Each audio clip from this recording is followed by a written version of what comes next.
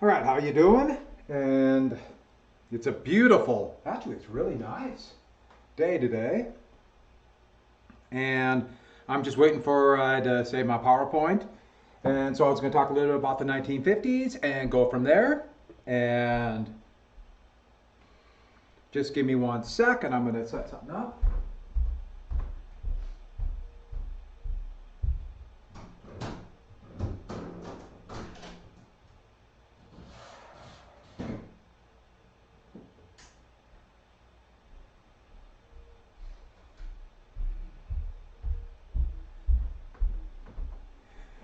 I would have been there a few minutes earlier, but I was looking at a couple mountain chickadees at our bird feeder. I know, it's a full day here.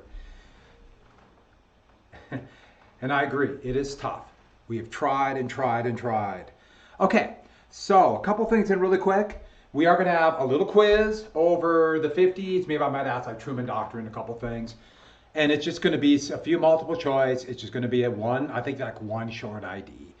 Just a little quiz. I am going to collect notes, so I'll put that assignment up. And so there are 2 days of notes from last week, and half of those were reviewing for the AP exam, so it's really not a lot of notes.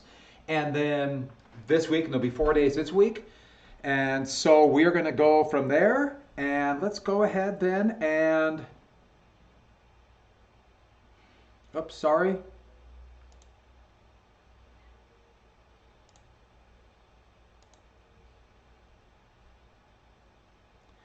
Oh no, it did it to me again. I had to switch this because I have to go opposite screens.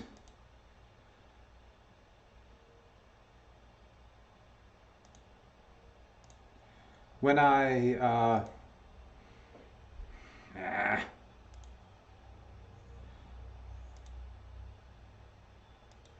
have to switch screens when I go to, oh, I can't find it.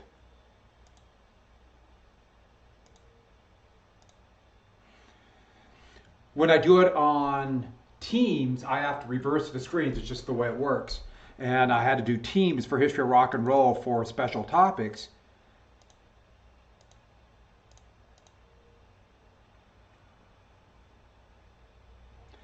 I had to do there because I was playing music and YouTube does not like the music. And so and get a couple copyright dings. That's why I decided not to do this. Do it that way. So let me make sure everybody is seeing this as soon as I set it up. I'm looking for the pigeon. Okay, does that look good? Has everyone got that? So we should have John Foster Dulles, Alan Dulles. The claim was a fight for democracy. Let me move me for a second. And so the picture there is, and that actually came from this. Both of those are from the Stasi Museum in East Germany. They're pictures of spy things. Stasi was the East German secret police, infamous for their tactics. But let me reduce. I seem very big there. Okay, so the thing is, I talk about brinksmanship, going to threaten nuclear war, seen it work in Korea, the 2 little islands off of Korea, Quemoy and Matsu. Oops. My little monitor went off. I got to set it up again. Quemoy and Matsu. And the realization was brinksmanship might look good to show that you're really tough on communism. You know, that you are standing up to the commies. But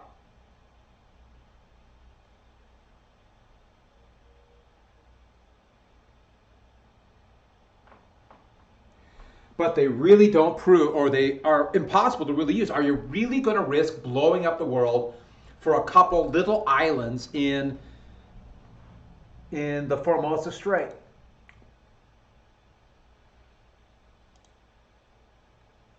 I got to make sure my audio said. That's the thing. I have to reverse everything on my little studio program when I go from Teams to YouTube. It's not hard, but it just, I miss a step. But the big things United States claimed is that we are fighting for democracy, and it was always democracy on the march. But what the United States was really doing was overthrowing, sabotaging, destabilizing governments all over the world, and also movements all over the world, if they seemed to be pro-Soviets. So it really became a power play. So let's get to a few of these, because The Eisenhower administration almost immediately violated the National Security Act and used the CIA in a covert operation to overthrow a government, which was against the law. The CIA is only supposed to collect intelligence, espionage. And they did it right away. And Eisenhower kind of liked the idea of this from when he was a commander in World War II, when he was the commander of the all Allied forces in Northeast or Northwestern Europe. The thing was, they never really worked well. And Eisenhower liked this. But one action in 1953, the first really big one, this would forever alter world history. The effects of this go on to this very day.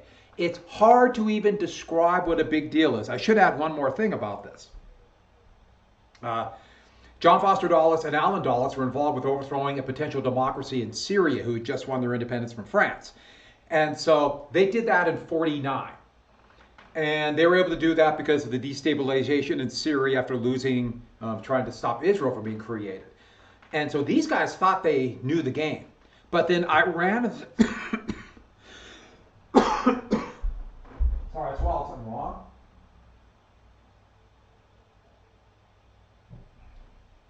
How do you get a drink of water? So, you know where the strategic location of Iran is. Gee, I wonder why there's so many problems between Iran and the United States today. They just changed their name from Persia to Iran. Iran means Aryans, or the country of Aryans. And so, first off, Iran, by the late 1940s, had developed a homegrown democracy. Well, what we call a democracy here. A democratic republic where the people are picking their representatives. They had a parliament, and they had political parties. A very dynamic political system. Homegrown. Completely homegrown. They overthrew their former autocratic monarch, the Shah, put his son as kind of a constitutional monarch. And Iran was this, well, actually, there's such a symbol, not just in the Middle Eastern world, trying to break away from British and French, mostly British and French and European interference, but also in Africa, where you got nationalist movements growing there, and Asia, like in French Indochina, India. I mean, this was such a big deal. Now, Iran, the people of Iran were dirt poor. Why is this doing this?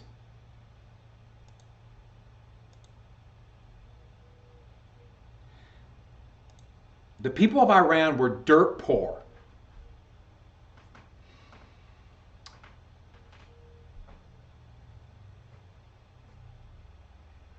They're dirt poor. And this was a problem for their president, their premier, Mohammad Mossadegh.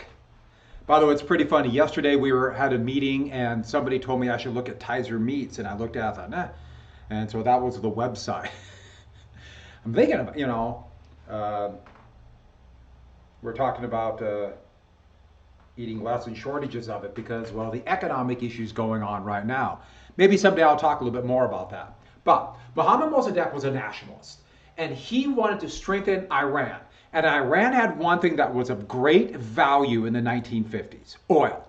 But British Petroleum, that's the company today, BP, it was actually then a solely owned entity of the British government. It was created out of the British Iranian Oil Company. And they had all these unequal treaties where they got approximately 99% of the oil wealth from Iran. And a very similar thing happened in Iraq, by the way. Iran was just pumping oil, and more and more wealth coming from Iran because most of Western Europe had no oil supply, and oil was obviously becoming so important. But they were getting no money, dirt poor. And Mossadegh wanted to change that contract to give more and more of the oil wealth to Iran, and Britain refused to deal with them. In fact, even put a blockade on them. Britain refused. And so Mossadegh in 1952, at the end of 51 into 52, he nationalized the oil. Nationalized means he took over the British oil companies from British Petroleum. He took it over from the government of Iran. And he actually offered to buy it. Britain refused, so he just took it. And what he said, the very valid argument was, you have been stealing money from us forever. And so we paid for it. If 99% of the oil wealth is going to Britain, and by the way, that 1%, most of it was going to the king, the Shah. And here are British supervisors looking at Iranians laying the oil pipeline. Most of the oil for Iran is right here and here at that time. By the way, I wonder if this would be a conflict between Iran and Iraq down the road. Let me do my pondering look. Okay, so Britain tried to overthrow Mossadegh. The problem was Britain was no longer the great power after years of depredation because of war. They had lost India and were losing many of their colonies. And so Britain asked the United States to do something. Now Truman said absolutely not. To Truman's thinking, we want to cultivate a strong democracy in Iran, which might influence other countries, which it was. It was definitely influencing Iraq and other countries in the Mideast that most of them had horrible dictators, monarchs or dictators, essentially the same thing. And this will be a bulwark against the Soviets because the Soviet Union is just right here. How did I do that? Okay. The Soviet Union is right here. But Truman was out of office at the end of '52. Eisenhower's coming in. The brand new Prime Minister of Great Britain was Winston Churchill. He's back in. And Churchill had a good relationship with Eisenhower and a very good relationship with John Foster Dulles. Yes, very good question. Iran was a democracy. Iran was a democratic republic with a very vibrant, homegrown democracy. And that's the big thing. I can't emphasize that enough. It was homegrown. This was not imposed on them. So no one could say that they were puppets of another country and lead to destabilization. And it was a vibrant state. It was different than Britain or the United States or what's happening in West Germany or places like that, or Japan, because it's Iran. So it's different.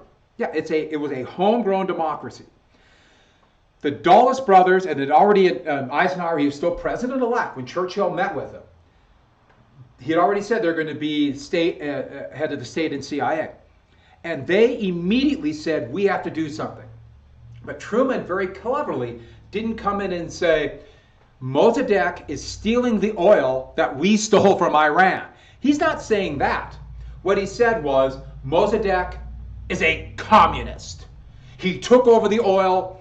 He is to stop destroying the free market. He is a commie. And remember the domino theory. If Iran falls, boom, Iraq, Turkey, Italy, Britain, Wyoming.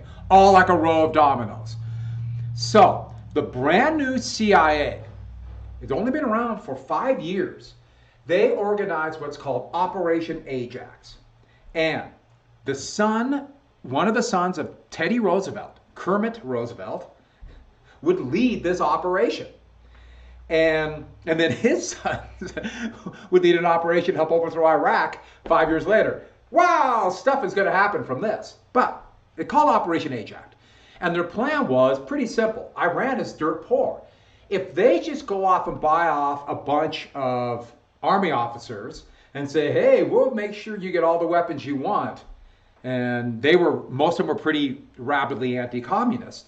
Now I want to be very clear about it. Mossadegh was not a communist. Not a communist, not a communist, not a communist at all. But there was a communist party in parliament. But Mossadegh was a nationalist. Back to this. And they also bought off some mullahs, some very conservative religious leaders, knowing that they would have some influence in Iran, even though the Iranian democracy is secular. It's not tied to religion. In the Middle East, religion is obviously such a large part of people's lives. And so, it failed. It failed miserably. But Mossadegh was so surprised by this, even when he heard the U.S. was involved, because he couldn't wrap his mind around the United States doing this. He thought, sure, Britain is a horrible imperial power and they will do this, but not the United States. They believe in democracy. Mossadegh believed that the United States would stand up for democratic governments and not put in a dictatorship. He refused to believe it. And so what the CIA did is they went around and basically, it's one of the most amazing stories. It's actually just unreal. Oh, I mentioned the fundamental curves. They went around and created a popular uprising. Sorry, I'm not hitting the buttons. They created a popular uprising. What they did is a popular, I should have put that in quotes. They just went around and bought off a mob. And those are two pictures of the mob down here at the bottom of your screen. They bought off this mob. And what they were doing was, they just went around and handed poor people money and created a big mob. They also, one of my favorite stories about this, they also do Iran, dirt poor, suffering from a British blockade. People will take the money and go, but they also paid off circus performers. And they all these people come on, they juggling and doing like juggling swords that are flaming and all this stuff in the middle of street corners, knowing that this will get a crowd out. And then you put your people, you pay off filtering through the crowd, and they start chanting down with Mossadegh. And then literally Kermit Washington had men walking through with wads of cash, just giving money out there to people, and it worked. They marched on Mossadegh. It happened so fast, and like boom, he's gone. And he didn't arrest the generals that were, many of the generals that are involved in this coup, and Mossadegh and the democracy fell. Mossadegh is going to be a symbol to this day.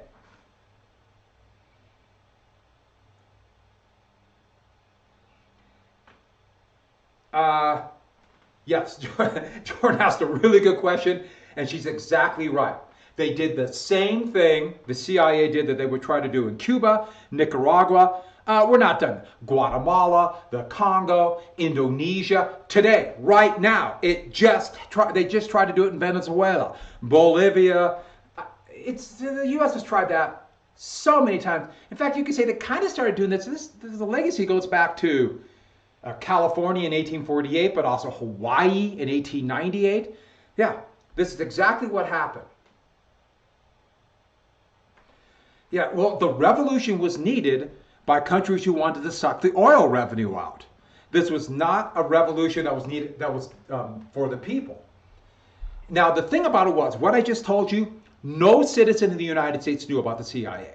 Oh, they knew in Iran, and there were rumblings about this all over the world, but they did not know. What I'm telling you now was only just rumor, always denied in the United States until 1976. So a lot of things I tell you, Americans didn't know. And in the place of the democracy, a brand new Shah, actually he was the Shah, he actually ran away when the revolution happened. He brought back Shah Reza Pahlavi. When I was a kid growing up, this was the Shah of Iran. They brought the Shah back, and he became the dictator of Iran. And they set up a brutal dictatorship where they arrested all members of the parties. Mossadegh would be arrested and essentially put into a villa outside under armed guard. They shockingly didn't execute them. And, oh, I almost forgot one thing. Let me add one thing. I didn't type that in. He had a brutal secret police, just a brutal secret police that would run down any opposition, anybody. And they were known for their tortures, very brutal tortures. And their secret police was trained by take a guess, the CIA. And all over Iran, they knew this. And only the most radical people knew. So we're coming to a term that is called blowback. And blowback, we're seeing blowback right now from the invasion of Iran. Blowback is the unintended consequences of foreign policy, unintended consequences of diplomatic action. So these are things, so they overthrew the Shah of Iran, and even though people warned about this, no one could expect the consequences down the road that would be absolutely devastating for the region, for the people in that era, and the United States. Absolutely devastating. These are unintended consequences. And the blowback of this goes on to this very moment. It is such a shocking disaster because the U.S. saw this as great success. This was played in the United States, that communism was overthrown and democracy is on the march. The free world has gained a new powerful ally.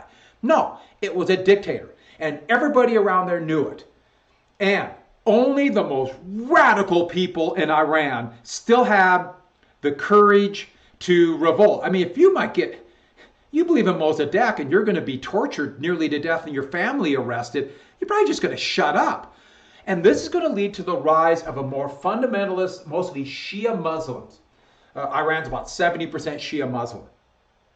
And this was an underground revolutionary movement that the Shah would put down with great brutality. And this would eventually lead to the Iranian Revolution in 1978, where the Shah, it happened actually shockingly fast, would be overthrown. He had spent billions of dollars creating this massive military and secret police, but once it fell fast. I almost forgot a big deal. Gosh, I am so sorry. What about the oil? I got so busy thinking about blowback, I forgot the oil. Let's go back to the oil. The Shah Reza Pahlavi took power, and he would sign a deal that 40% of the oil revenue, and this would go all the way till 1978, would go to British Petroleum. 40% would go to a consortium of American oil companies. Now, don't think to America. No, to American companies. So the money went to shareholders and the heads of these companies. And then 20% would go to, not Iran, him. He got 20%. And he would divvy it out to the people. So they actually modernized the country a little bit with that money, but most of it was spent to build this vast security apparatus. And who did the people, oh, I like this one, Time magazine cover, Emperor of Oil. That's such a good one. But over here you see this sign that was during the revolution, the Shah is a U.S. puppet. When the revolution happened, oh sure, the Iranians blamed the Shah. They blamed him. But the one they really blamed, the one they hated, was the United States. They saw them as a puppet of the United States. The United States is to blame. And even though this came out in 1976, that the U.S. did, most Americans just couldn't put it together. And so it was a lot of, why do they hate us? Why are they so mad at us? I don't understand. The anger was palpable. And when they exiled the Shah, and nobody really knew what kind of government they would create. But I'm just going to give you an idea what happened. The next year, when the United States agreed to treat the Shah for cancer, he turned out to have cancer, would die in 1980. Iranian, very radicalized young people stormed the U.S. embassy there and took 55 American hostages and held them for over 400 days. And the U.S. could not get them out of the embassy. The U.S. looked weak.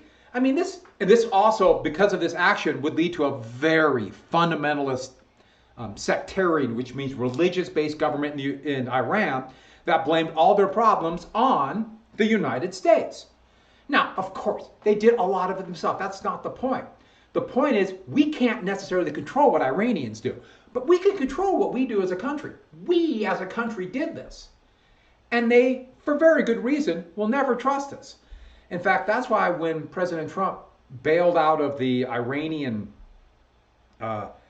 the Iranian nuclear deal that President Obama negotiated with, which was an amazing deal considering Iranian mistrust of the U.S. A lot of the most radical, far-right, anti-American people were saying, you can't trust America, they will bail out. And what happened? President Trump bailed out, and who's in greater power than ever before? Those fundamentalist, anti-American people. Back to this.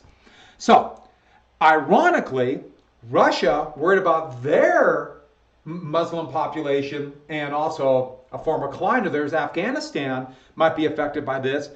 The Soviets invaded Afghanistan to put a pro-Soviet government there, and this would turn into a horrible civil war, and Afghanistan has been fighting ever since. It's the constant war from 1979 to 2020. Afghanistan has gone through absolute hell. And most Afghanis, well, it's more complex here, they're just but don't have any idea. All these are related. Gee, I wonder where American troops are right now as a direct result, because the U.S. would fund very radical, mostly Sunni Muslims, to stop the godless commies, including people like Osama bin Laden, to fight the Soviets in the 1980s. Yes, this would blow back. Same thing in Iraq. Iraq, worried about this, would invade Iran. That would directly lead to the U.S. involvement in Iraq. This is such blowback, it's hard to wrap your mind around. So, I can go into more detail, but the point is, this goes on and on and on. Would anybody ever trust the United States in the Middle East after this? It seems like the United States only cares about two things: dictatorships that are friendly to the United States, and oil. And so with that, oh yeah, and who's America's best friend? One of the most brutal dictatorships in the entire world, Saudi Arabia, where most of the September 11th terrorists came from. And so this is a big deal. It happened again just the next year in Guatemala. Guatemala in 1954, close to home. Remember, big stick diplomacy. I love this United Fruit poster. My picture's kind of covering it, isn't it? Sorry. Give me a sec. Look at me move. But bananas, and it's a gun barrel for some reason. But anyways, United Fruit. Remember big stick diplomacy? The United States had invaded two landings to intimidate and get dictatorships in the 1920s, a part of big stick diplomacy. But in the early 1950s, Guatemala got a homegrown democracy, a parliament. They, on their own, despite what the United States want. The United States and Latin America wanted dictatorships to make sure United Fruit and American banks could do what they want. This is a big deal.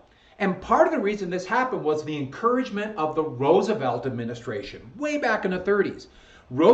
President Franklin Roosevelt reversed big stick diplomacy, ironically started with his cousin, to promote democracy. Truman kind of continued it, but Truman, because of the Truman Doctrine, became more worried about democracy. Then here comes Eisenhower. And they looked at this democracy with great worry. The leader of this is there's a picture from Time magazine right here. But it's Jacobo Arbenz. He too was it's blanked out, I'm sorry, but it's a nationalist. Arbenz's government was a nationalist government. He was by no means a communist either. But he looked at Guatemala with horrific poverty, yet the banana companies have all the money. And here's a pro-Arbenz poster talking about development of Arbenz. And they wanted to get some of the land that United Fruit controls and give it to the people. This is called, United Fruit, okay. This is called land reform. Land reform basically means the government will buy the land from the private owners, United Fruit, other companies too, but United Fruit was a biggie, and then distribute it to peasants. So the peasants will then, can take some of the profits of the bananas. I mean, they had this whole system set up where they help them build homes, help them distribute the bananas, and it was actually not a bad deal for United Fruit. Oh, I got a question. I'm sorry, I missed it. Okay, strong movement of the United States to pull out of Afghanistan. Sure. Yeah, but we've been there for 20 years, 19 years, and the U.S. has been directly aiding this civil war since 1980. And so, there's a movement, but, that's 40 years. And so, we'll see. I can't imagine President Trump doing it because an election year would look like a defeat. If the next president does it, it'll look like that the policy was wrong and they will be accused of being soft on terrorism. But they're just there. And the U.S. is more just occupiers propping up a puppet government. Back to this. But you're right. Yes, there is a movement. But it's been going on a long time. And as someone who never liked what the United States did there from 2001 on, it's been a long slog. Okay, so land reform. Wait a minute. To the CIA, flush from victory in Iraq, they saw it as a pure victory. It would be a disaster overall. And John Foster Dulles, the Secretary of State, who also was a stockholder in United Fruit, they're communist! And they immediately start to undermine this government. And so, flush from their success of the CIA, they went to neighboring Honduras and began to create a puppet army. An army. The CIA in Honduras began to train people. They kind of recruited some peasants, gave them rifles, and acted like this was a popular army. So a little bit like Iran, a little bit like other places too. So they could say this was a popular uprising against the evil communist Arbenz, who was very popular in the dirt poor, underdeveloped Guatemala. And the United States immediately dubbed these people freedom fighters. Now, this was a motley crew of cutthroats, thugs, and bought-off military men. They found a compliant Guatemalan officer to defect because of the evil Arbenz. His name was Carlos Armas. There's a stamp of Armas right there. By the way, you might notice this stamp. Did I just move? Oh, I'm sorry. Sorry about that. Where's my mouse? Okay. You might notice this stamp. So it talks about the liberation. And so they created this army, and the plan was they thought they would just cross over the border into Guatemala. The people would rise up and create this popular uprising. They would rise up against the evil Arbenz government and immediately overthrow it. That's the plan. So they would trigger this popular uprising, boom, it'd all be over. And of course, it was a disaster. The CIA operatives, who were supposed experts, knew nothing about the government of Guatemala, knew nothing about the issues. They just said, communists unpopular, we'll overthrow them. The people must hate them. Here is this motley army. They crossed the border. A couple border guards just opened fire kind of over their head, Guatemalan border guards, and they ran back to Honduras, and it was a disaster. But the CIA did not quit. And they engineered this massive operation that was shown all over the United States on the new media television and still on newsreels that would show in movie theaters about these freedom fighters on the march against the evil Guatemalan communists. And they were winning victory after victory. But in Guatemala, it worked very well. What they did is, Guatemala didn't have an air force. And so they had some old World War II era planes, mostly training planes, piloted by CIA pilots, but claimed that they were part of Armas's freedom fighters. And they bombed Guatemala City, which just demoralized the people there. It killed and wounded innocent civilians and just set this idea of terror. And then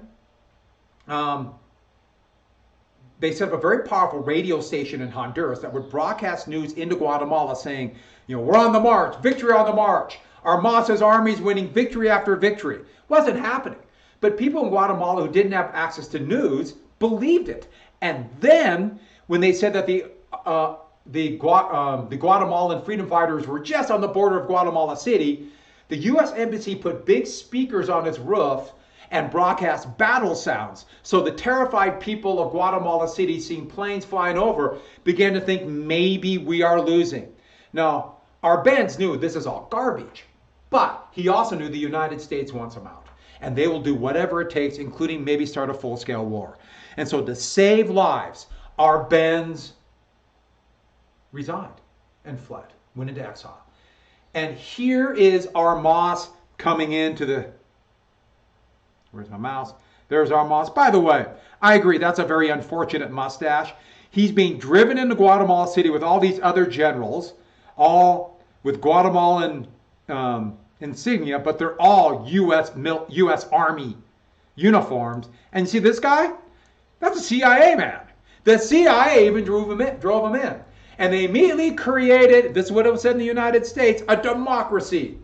This democracy would fight for freedom and stop the evil communists. And if you believe that, I have some swampland in Florida to sell you. Because this democracy, of course, became a brutal dictatorship. Of course, developed a nasty secret police and death squads. And nobody in the United States knew about this until 1976, that it really happened.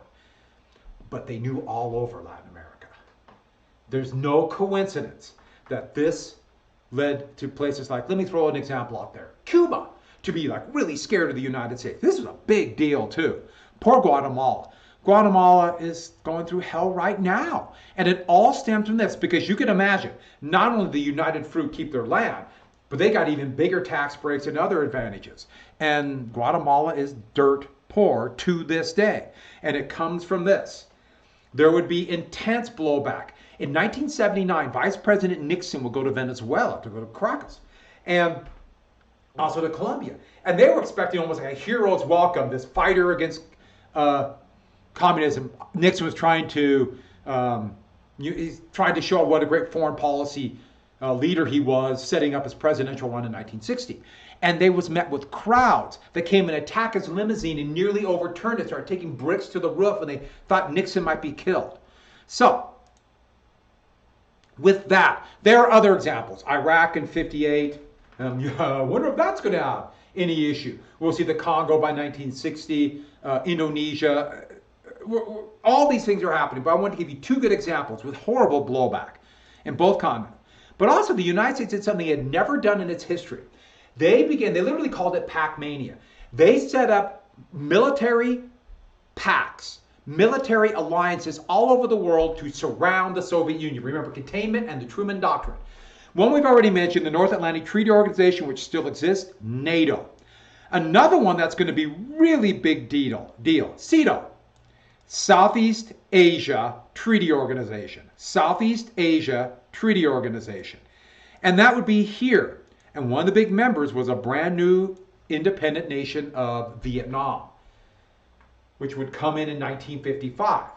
And it would be the United States would claim partially the reason they were going to the Vietnam War, Civil War in South Vietnam, we'll get to that later, that it was SEATO. Also CENTO, which was originally the Baghdad Pact, and there it is right there. And that's Central Asia Treaty Organization. So I think you might get the idea. NATO, SEATO, and eventually Japan would be part of it. CENTO. Now those two are gone. But the whole idea was to surround the United States, but also committing the United States to military alliances all over the world. I mean, this is all over the world. And so the U.S. now, for the first time in its history, is committed, setting up bases everywhere. Now we have over 300 military bases all over. The legacy begins in the 50s, and now our military is all over. And the whole idea of these three pacts, NATO, SEATO, and CENTO, Pac-Mania they called it, was to surround the Soviet Union. This French map, here's the great, I love the red here, and then surrounded by blue. And so with that, this idea that we can stop communism using covert action, tough talk, alliances. But once again, as we saw, the CIA and their technically, well, no, not technically, illegal operations in Iran and Guatemala and other places had huge blowback. What about places like French Indochina? French Indochina was a French colony that they had conquered at the end of the 19th century, conquered the whole place. And this would make up, well, it's three countries today. Vietnam, Laos, and Cambodia. And the Viet Minh were created around World War I, but they were nationalists who were fighting against French occupation. And the Viet Minh were using guerrilla tactics against the more technically advanced French. And here are guerrilla fighters for the Viet Minh in the 1950s. And they controlled using the jungle and high mountains of Vietnam. They were waging a guerrilla war, had some limited success before World War II, but for the most part were just the beginnings of a movement to become independent. The leader of it would be a man by the name of Ho Chi Minh, a former teacher. There he is in Time magazine, and this is him after Vietnam won their independence. Here he is right here. These are with American advisors. During the World War II, when Japan occupied French Indochina, Ho Chi Minh used American aid to attack and fight the Japanese and had a lot of success. He came out of World War II with great credibility. Great credibility. In fact, many Americans were saying we should support them. And when he declared independence after World War II, a lot of them were saying we should be backing him. They said the same thing about Mao Zedong, but that was a little bit off. But of course, it didn't work that way. He was a confirmed socialist. He did go to the Soviet Union because they're the only ones who helped him at all. And he, so since he's a socialist, he is a communist. Before World War II and World War II, or before World War II, that was a bad thing. World War II, we don't care, we got to beat the Japanese. But after the war, it's Truman Doctrine. Sorry, I missed another question. Guatemala's war is similar to the Sandinistas and Contras in Nicaragua. Absolutely. In fact, the government of Nicaragua would be backed up by this, and it was a corrupt, horrific, brutal,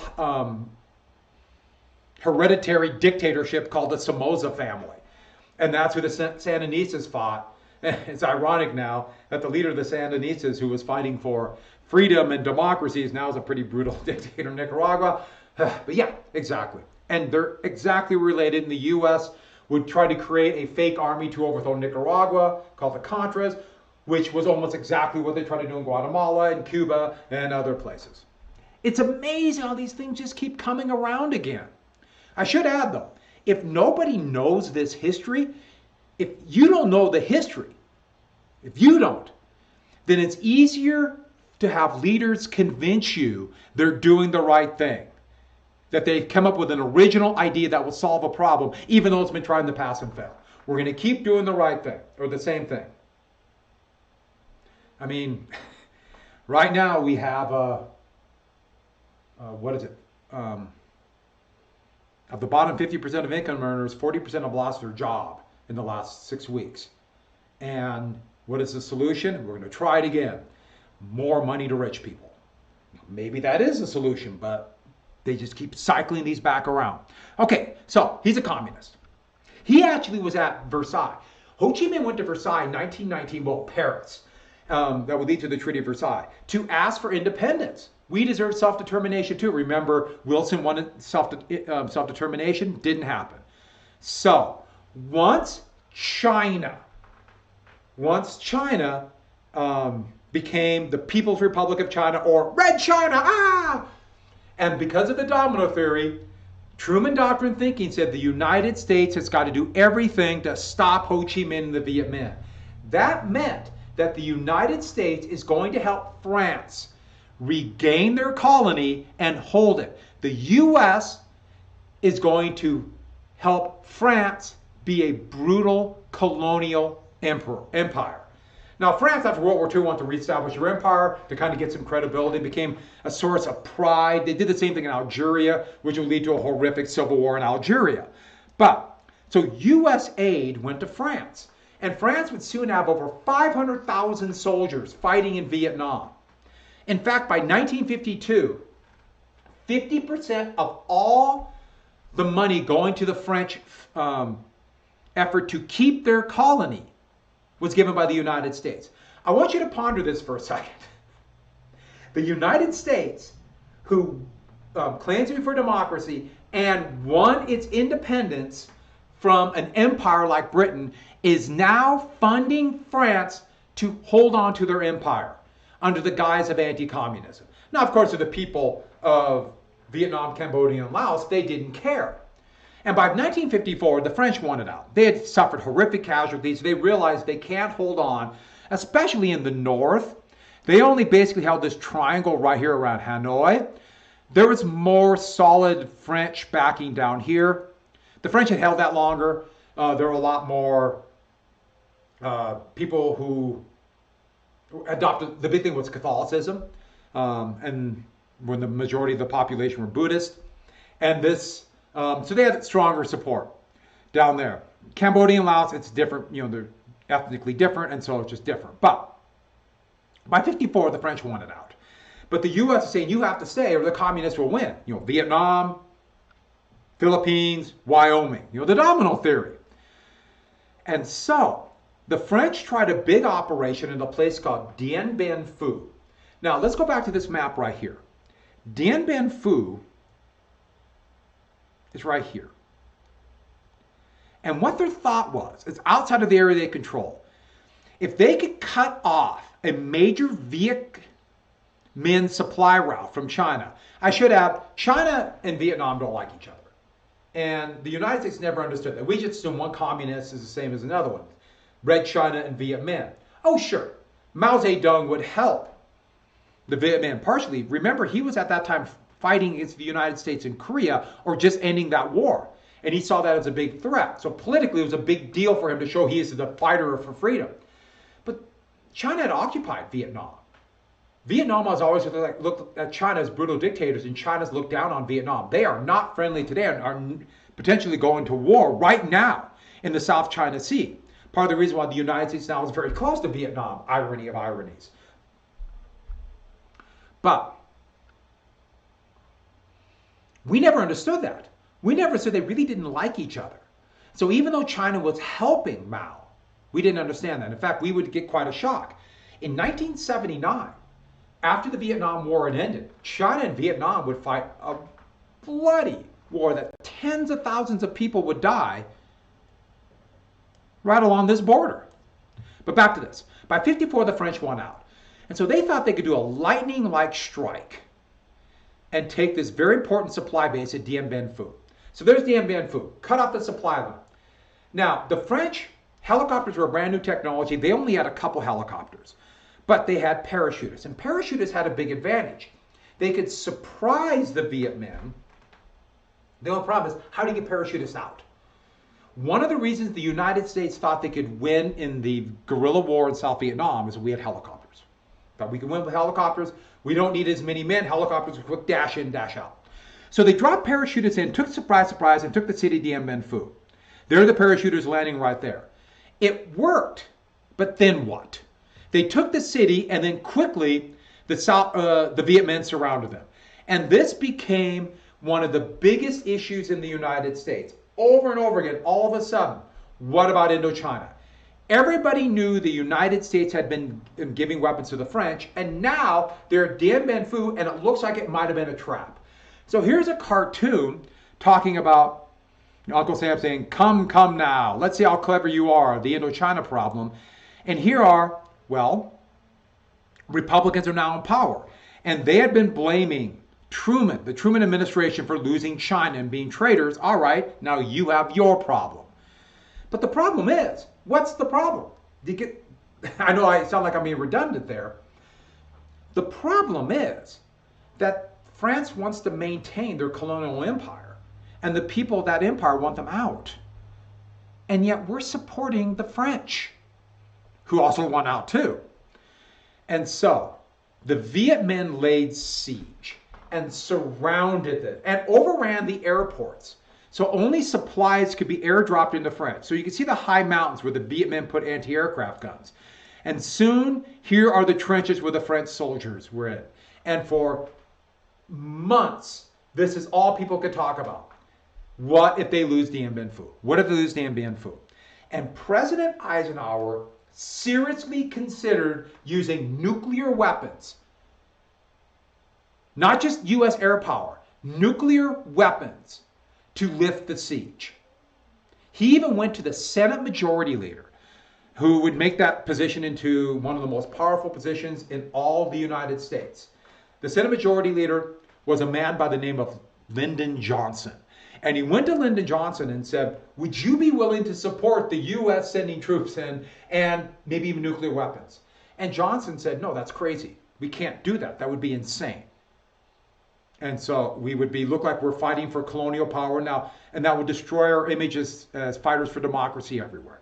So Eisenhower didn't, and the siege eventually would succeed, and the French would surrender. I should add, why is that ironic? Why is that ironic? It'd be Lyndon Johnson who would commit American ground forces to Vietnam. So here are the French soldiers when they surrender. Here is one of the most famous pictures of all Vietnamese history, waving the Viet Minh flag over the fences at Dien Bien Phu. What an amazing event. And so the French, who wanted out anyways, they began negotiations at Geneva. This became known as the Geneva Accords. And the Geneva Accords were this. They agreed to break this up into 4 countries. 4 countries. And there would be Cambodia and Laos, and then North Vietnam, where the vast majority of the Viet Minh were, and South Vietnam. And there'd be a big movement of people. Viet Minh would move north, Catholics and people who helped the French collaborators would move south. And there would be free elections, and VNM means Vietnam. That was a very common thing. There would be elections in 56 to unify the two. That was a plan. But by the way, they should sound familiar, like South Korea and North Korea, or West Germany and East Germany. And this is John Foster Dulles talking about it. And that's, you can see the map's very close. And This place most people in the United States could not have found on the map. And the U.S. not only opposed the Geneva Accords, they opposed the elections and said, don't have the elections. Don't do it.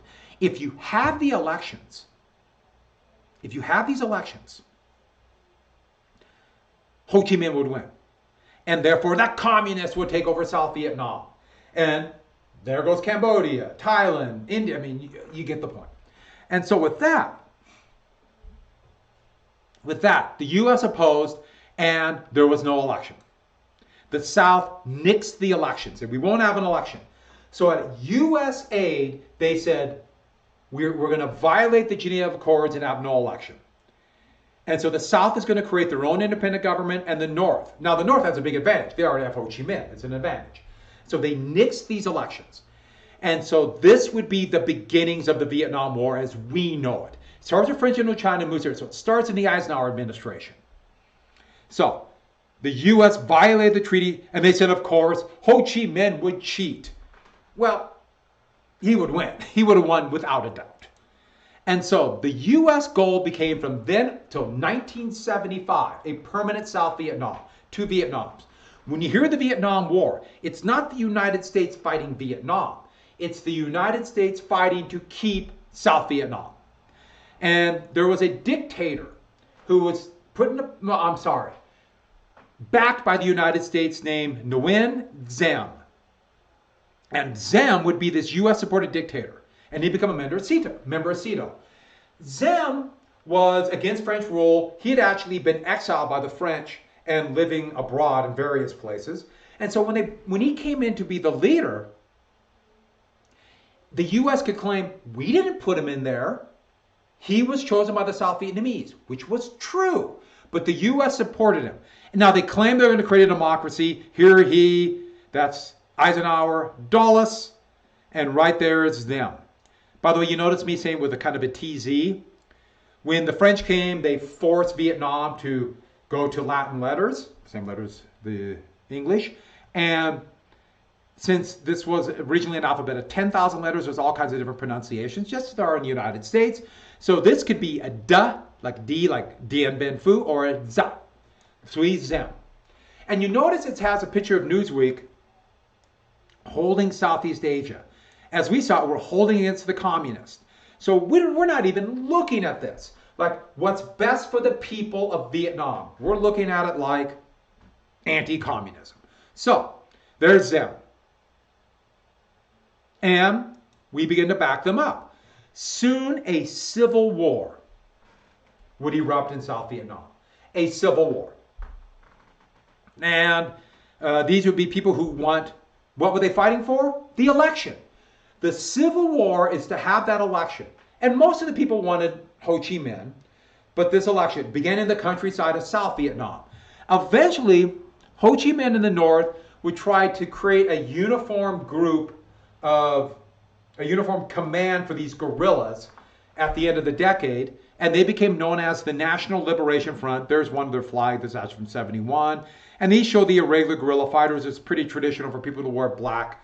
Clothing was black. The U.S. forces would eventually say black pajamas. But the National Liberation Front. So most of the fighters, especially almost all the fighters, were from South. North would send advisors in.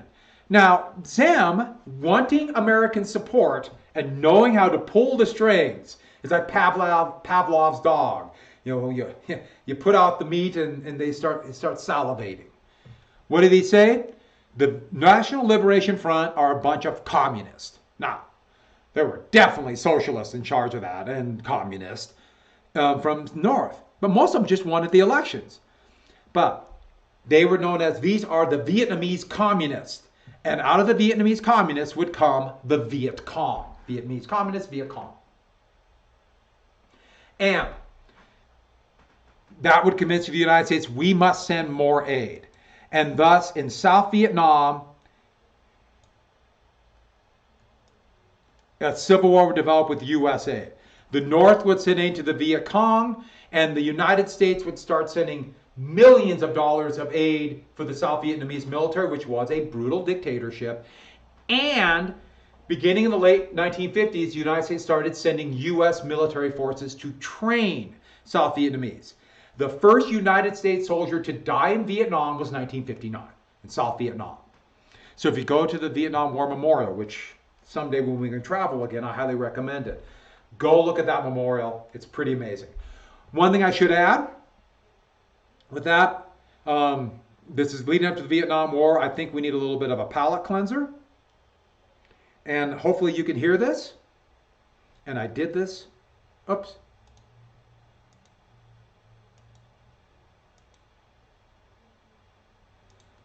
Let me know if you can hear this. I thought you needed something to kind of breeze your way through this. I for president, I for Yes. president, I for president, I for president. You like Ike, I like Ike, everybody likes Ike for president. Hang out the banners, beat the drum, we'll take Ike to Washington. We don't want John or Harry, let's do that big job right. I know it was getting out of your head. I can't let it get out of your head. I like Ike, everybody likes Ike for president. Hang out the banners, beat. Okay, so a couple more things in really quick. Oh. Real quick before I quit, I just wanted to get to this last couple things. First off, while the United States is just starting in Vietnam, a huge crisis would happen. It's called the Suez Crisis and the Sinai War of '56. Egypt also had a nationalist government under Gavril Nasser. And Nasser, who idolized Mossadegh, even though Nasser was a dictator, he kicked the British out and he nationalized the canal. The Suez Canal would be the biggest moneymaker for Egypt. You pay a toll to go through the canal. Britain, a British company, controlled most of the canal, and a French company controlled part of the canal. And so they basically said, you've been stealing this money from us for a long time, we're going to take the money.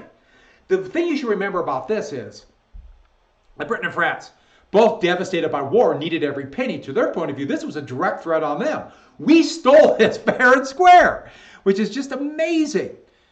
And so Britain and France, along with the country of Israel, Israel won their independence in 1948.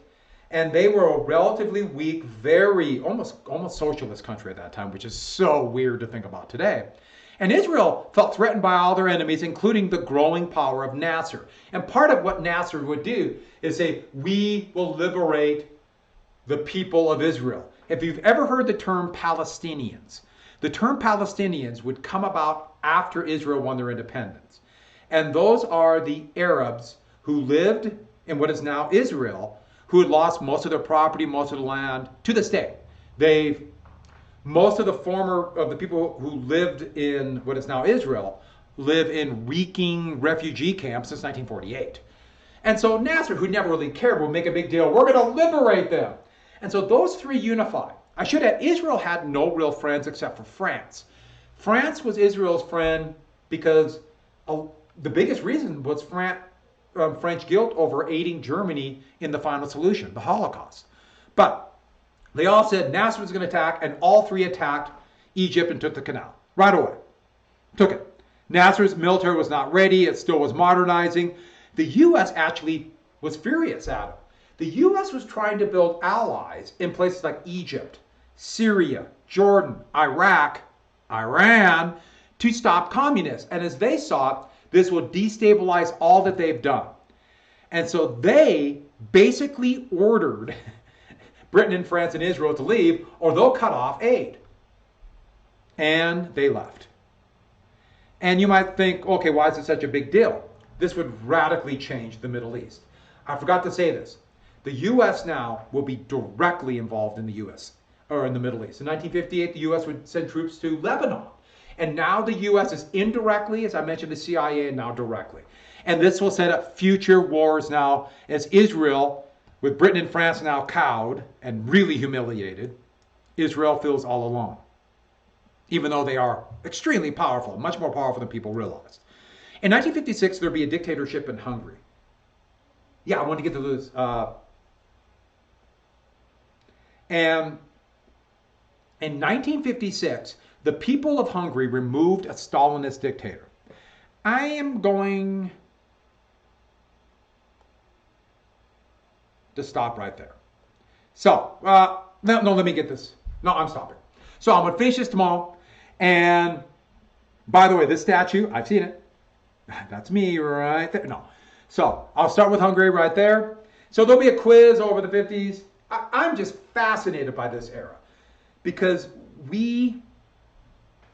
so much of what we've seen that's coming up in the future happened right here. You know, I hate to say this, but I am going to finish. I know I've been going a while, but since I started it. In 56, Hungary removed a Stalinist dictator. The U.S., through what's called Radio Free Europe, which still exists today, have been broadcasting messages to the people of Hungary with these powerful radio transmissions that were actually really legal in Budapest to listen to, that the U.S. will come to their aid if they rise up and overthrow. They did the same thing in East Germany, and there was a rebellion in East Berlin in get my years right, 51, rumbles in Poland. And so the United States said this. And so they removed him. They removed this dictator. Here's their statues of Stalin everywhere. And you can always tell a statue that's been toppled, either the nose is broken or the head's smashed in because they have fall face first. This is now in the topography of Ter, this big, amazing museum in Budapest. And then, while the United States is worried about the Suez crisis, the Soviets, along with their allies in the brand new Warsaw Pact, invaded Hungary. And here are Polish T-34 tanks in the streets of Budapest, and there are civilians in Budapest throwing rocks at them. And so the Soviets invaded in counterattack, and that's a T-54 tank. They invaded. And the Hungarians just assumed that the United States would invade and come back. And that became the same, waiting for America. In fact, the national radio station in Hungary was taken over by the people who overthrew the horrible dictator, and they were broadcasting, we're waiting, where's America? We're waiting. And America never came. And they brutally put down this rebellion. They actually did not put in near as bad of a dictator, but it showed all the problems with Cold War thinking, and also brinksmanship and the era of nuclear war. Yes, it's a brutal dictatorship, but are we really going to risk World War III and a potential annihilation of our country and the world for Hungary? The U.S. encouraged Hungary to rebel, but then were unwilling to risk war, and they never came to their aid. There's still bitterness to this day, which is used by the growing fascist movement in Hungary right now. But we never came. And it shows the problems with brinkmanship in the Cold War. Are you really willing to risk World War III? Remember Munich? And Britain and France were unwilling to risk Armageddon with Germany over Czechoslovakia? The same thinking. And it shows the fallacy of that kind of tough talk. We will stand up to them, because are you really going to do it when they call your bluff? And the Soviets called the bluff. And this is going to happen again, happened in Czechoslovakia in 1968. But you see the same things in Iraq. The United States would say the same thing to the Kurdish minority, the Sunni minority, or Shia minority, and then not come to their aid. So this was a big deal. And by the way, I did the 56. This might shock you. Stalin's dead. He actually died. In 1953, Stalin died. He had a stroke, and the impossible happened. He died. In fact, they were so scared that when the first guards found him on the floor after he'd been lying there unconscious for the entire night, when they found him, they were scared to get a doctor because the terror was going on. They just assumed we're going to be lined up and shot. In fact, the terror was kind of beginning again, and they were starting to purge off enemies. Stalin was going to kill even his own foreign minister, Molotov. Already arrested Molotov's wife. Stalin died. Remember, he was the tyrant. He died. And to give you an idea, it is Stalin, the man who killed or responsible for the death of millions of his own people, even brought down thousands with him at his funeral. When the funeral happened, people from the countryside came because he was their leader, and they loved him. There was a literal cult of the leader. And this is from East Germany, but he is our friend, and these pictures were everywhere. But Stalin, at his funeral, thousands came, and when the they were bringing the casket by, they rushed to see him and trampled other people to death. Over 1,000 people died at his funeral. Even at his funeral, he took people with him. And so now there's a power struggle. By the way, here is death, and there's Stalin. You notice the sickle. That's very clever. Hammer and sickle. That's really clever. And then you were always a great friend of mine, Joseph. But then, when I thought about totalitarian dictators, and I found this cartoon, this is a film I'm going to leave you with. Have you ever thought about Santa Claus? Doesn't he seem very totalitarian? I mean, look at that poster right there. Have you been naughty or nice? He knows when you're sleeping. He knows when you're awake. He knows. He's watching. He's watching you. Just think about it. Just think about it. By the way, we're not sure. Stalin's funeral, then, they preserved the body just like they preserved Lenin. Lenin's body is preserved natural. Actually, I guess it's still there at the Kremlin. And it's kind of creepy. But Lenin's mausoleum, it's the preserved body with this glass case. And they put Stalin right next to him. Now, they screwed up the embalming a little bit. And he was kind of yellow, partially because he turned out to be kind of yellow. But in '59, when the next leader, Nikita Khrushchev, denounced Stalin as a brutal dictator, they secretly took the body out and were going to bury him outside in a secret grave. And the plan was to dig this 20-foot hole just outside the wall of the Kremlin, drop the body in, cover it with cement so people couldn't dig his body out and turn him into some kind of martyr. We got the body of Stalin. Because there's a real fear that Stalinists will come back. I mean, the most popular leader Russia has ever had to this day is Stalin. And you might say, wait a sec, Stalin? Russia was at its most powerful when Stalin was the leader. The second most popular leader, it's not who you think. It's Ivan the Terrible. But back to this. So, the guards, when they were burying him at night, they took the body out. And he'd been dead for 6 years. And in the dark, with just a few lights, they're trying to do it in secret, he looked like he was alive. And they totally panicked. Oh my God, he's alive. And they were so scared of him, that fear of Stalin, they threw him in the grave. And they just dumped dirt over it. They didn't even put the cement on. They just dumped dirt and laid pavement. So outside the walls of the Kremlin, there's Stalin's body. And as I heard, this is just a rumor, but if you put your ear to the cement, you can hear it. Digging. He's coming. He's coming back. And on that note, we're done. Okay, I wanted to get to this last thing. So tomorrow, same deal. We'll have a little quiz. I find this stuff fascinating. I hope you were interested in this. I hope this ties in a few things you might have been wondering about today. Because history really is this it's like a rope where all these things are intertwined together, laced together, and leads to what we are today. Things don't happen in a vacuum. All righty then. On that happy note of Stalin, he's coming back. I'm quitting. No more questions? All right then. We're good? Okay, I'm shutting down. And, grades. I'm going to spend a few minutes right now and type in some grades. I had to go back and redo it. They've done those. But I'll get them in there. And I think I'll do the extra credit. But everyone have a good day.